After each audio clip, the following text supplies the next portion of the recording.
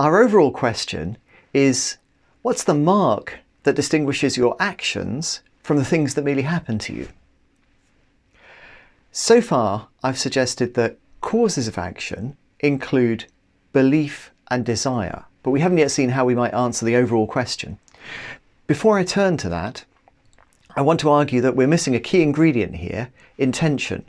Minimally, in order to make our story less incomplete, we're going to have to add an intention too. But why is that? Why would we need intention? Let me illustrate why we need intention with a clip from a film called The Martian. Anybody seen that? Okay, a couple of people here have already seen this film.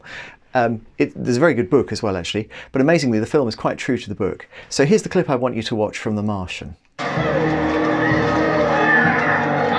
in outer space with Mark Robbie. After a very long time, they have done what many people thought was impossible. Official proclamation, Mark Robbie has been successfully rescued.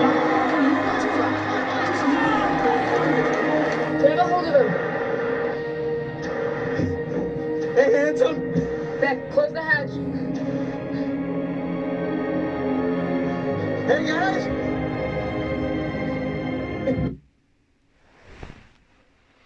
So there you go, they've just rescued the Martian. The story is, I told you a bit of this earlier actually, so there's Mark Watney, and he has a wonderful life, but he's stuck on Mars, and they go off and rescue him against all the odds and at fantastic expense. Why am I telling you about the Martian? Well, earlier I was saying action is a function of belief and desire. But what the Martian shows us is that things are a little more complicated. So here's me. I desire to bring the Martian home. I'm wonderfully pleased, in fact, at the thought of this. And I believe I can bring him home by sending a rescue mission. Does it follow that I'm going to do that? Well, not necessarily, because you see, if you know the film, you'll know that there's a big debate among the group of people involved about whether they really ought to spend so much money bringing the Martian home. This is going to cost billions and billions and billions of dollars to bring the Martian home. And to be fair, the Martian's life expectancy is actually higher than that of many humans, whose lives could be saved for actually maybe, a tiny fraction of this, often $100. $100 a year can very easily save a life put into the right hands.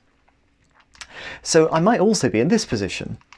I desire to alleviate global poverty, and I believe I can alleviate global poverty by giving money directly. And this is in fact true. So organisations like Give Directly have a lot of data on outcomes, what happens when money is given directly to people who are in absolute poverty, extreme poverty, and the outcomes are very good. This is not the most effective way of saving lives, but it's one of the most effective ways that we know.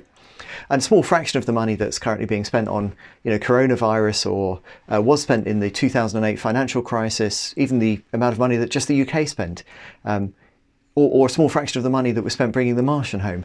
Any amount there would actually allow us to end global poverty. So I think we're all in this position. Probably.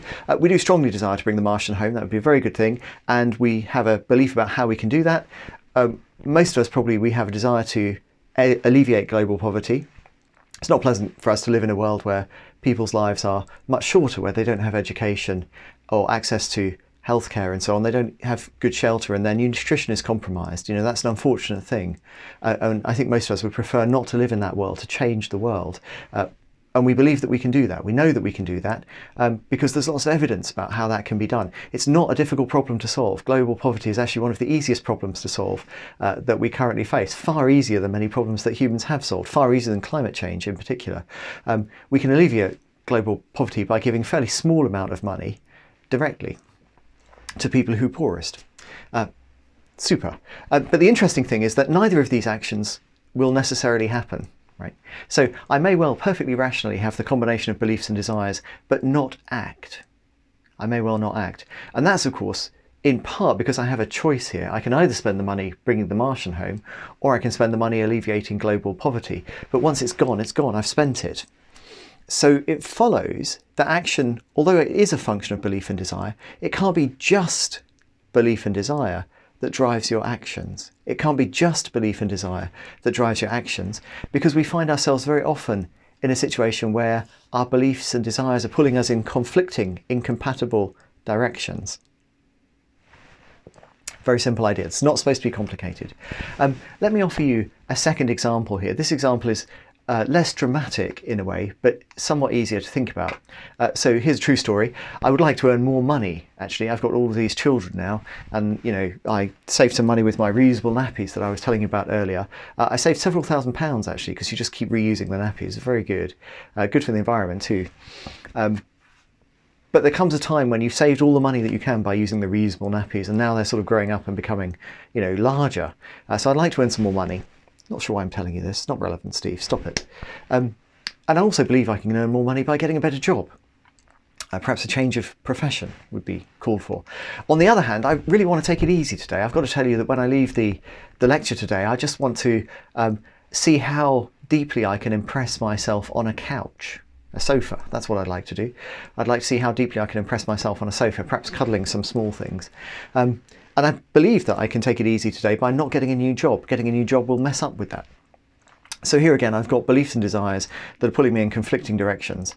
Now the interesting thing here is very simple. The belief and desire alone are not sufficient for action. We know they're not sufficient for action because we often have beliefs and desires pulling us in incompatible directions.